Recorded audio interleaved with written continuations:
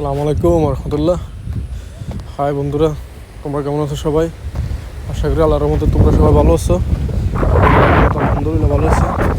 তো আমি আজকে একটা নতুন ভিডিও নিয়ে আসলাম। সেটা হচ্ছে আমার এক কাকা, উনি একটি খামার করছিল ব্রয়লার।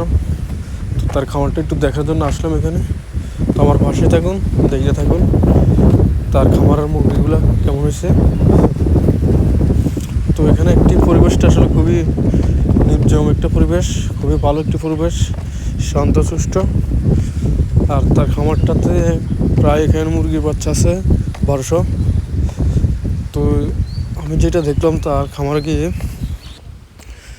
আমি ওনার খামারে গিয়ে যেটা দেখলাম সেটা হচ্ছে ওনার মুরগির নাকি আজকে 25 দিন। তো 25 দিন হিসাবে তার মুরগিগুলা ওয়েট তেমন আসে নাই, কারণ যে সাইজে দেখা যাইতেছে তো সেটাও আমার কাছে মনে হচ্ছে 15 থেকে 18 দিনের বাচ্চা হবে সেরকম।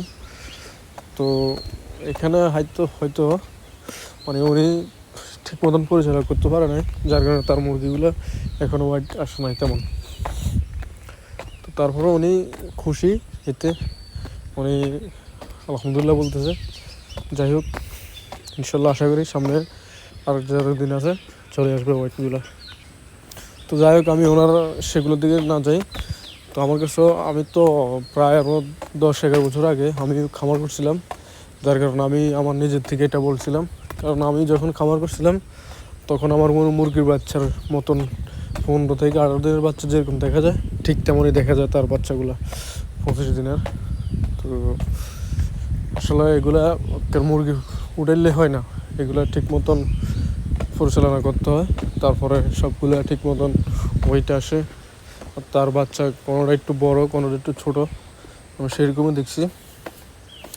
যাই হোক, ওনারা আমি বলছিলাম আপনি মুরগিগুলোর একটু দূরে দূরে আদার খাওয়ান, যার কারণে উনি একটু দৌড়াইতেছে আর হাঁটাইতেছে।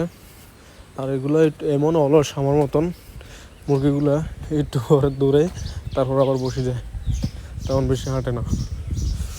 যাই হোক, আসলে অনেকদিন পরে মুরগির খামার দেখছিলাম তো নিজের কাছে ভালো লাগছে। সরাসরি গিয়ে দেখলাম, নিজের পুরনো স্মৃতিগুলোর কথা মনে পড়ে গেছে, কারণ এগুলো আমি একসময় পালছি, আমার কাছে খুবই ভালো লাগছে। আমি ইনশাল্লাহ আল্লাহর রহমতে একসময় আবার পালা ধরবো, কারণ এগুলো ঠিক মতন পরিচালনা করলে লাভবান হওয়া যায়।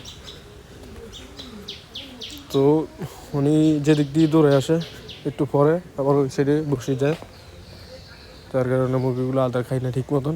এগুলো যদি ঠিক মতন দৌড়াইতো, হাঁটাচলা করতো, আদার খাইতো। যাক, খুবই সুন্দর লাগে। তারপরও আসলে মুরগিগুলোর আজকে 25 দিন বয়স।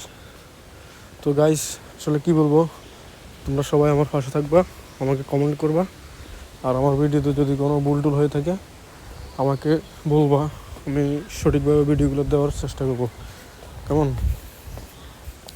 তো আজকের জন্য এখানে সমাপ্তি। আল্লাহ হাফেজ, ভালো থাকবো সবাই। আল্লাহ হাফেজ, গুড নাইট।